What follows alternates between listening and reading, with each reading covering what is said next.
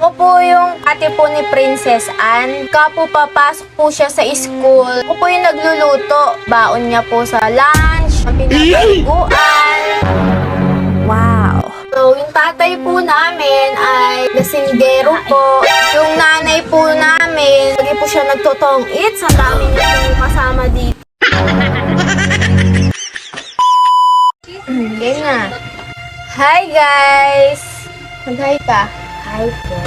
Ako po yung ate po ni Princess Anne. So, bali, ang ginagawa ko po bilang ate po niya, kapo papasok po siya sa school. Alas 7 po kasi yung pasok niya. So, alas 6 po, ganun. Dapat nakagayak na siya. Ako po yung nagluluto. Baon niya po sa lunch, ng recess niya. Pag naman po, nandito lang po siya sa bahay. Pag uuwi po siya ng galing sa school, ganun po. Nagluluto ko po siya ng favorite niya po, minsan pansit canton, po, minsan po magre-request po yan ng juice, ganun po. Tapos, magulo. Dapat maganda tong project mo na to. Minsan po kapag po aalis po kami, ano ba, Princess? Umayos ka. Ayusin mo yung sarili mo.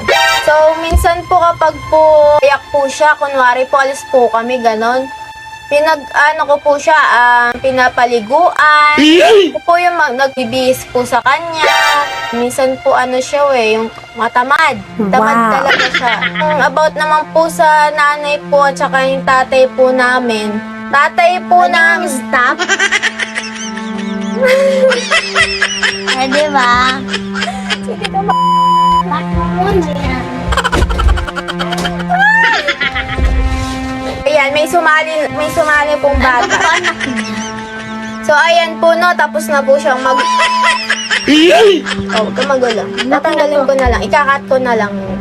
So, ano po na, ayan po yung pamangkin ko po. Anak niya po to. So, eto po yung kapatid ko po na, hello, kung umiyak, kumukutay na, no. Uy, umiyak. Nagpa-project kami ni ate, Princess, huwag kang umiyak. Princess, game na, para matapos itong ano natin. So, ayun po no, yung tatay, na-stop po tayo sa tatay po at saka yung nanay namin. Yung tatay po namin, minsan po sa bungero po yung tatay ko. Lagi po siyang wala sa bahay, umiinom po kahit saan. Yung nanay po namin ay lagi pong ano ba yan? Ano mo muna dun yan? Tayo na-stop. Tatay. Kay tatay. Okay, ano yan? Kay tatay po kami na-stop. Tatay po namin, lasinggero po. Siya, nagsasabong. Wow. Kaya lagi po siyang wala sa bahay. Lagi po siyang umiinom ng alak.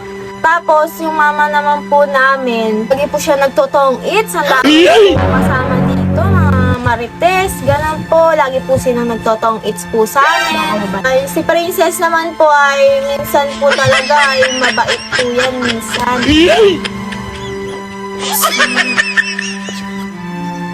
Pag wala po siyang makain, minsan nananalo po sa tong eats yung mama ko, kaya minsan busog-busog po lagi si Princess.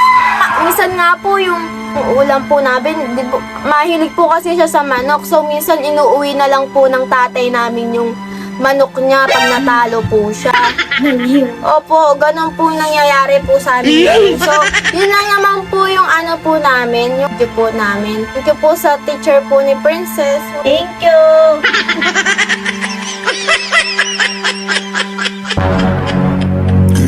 Over.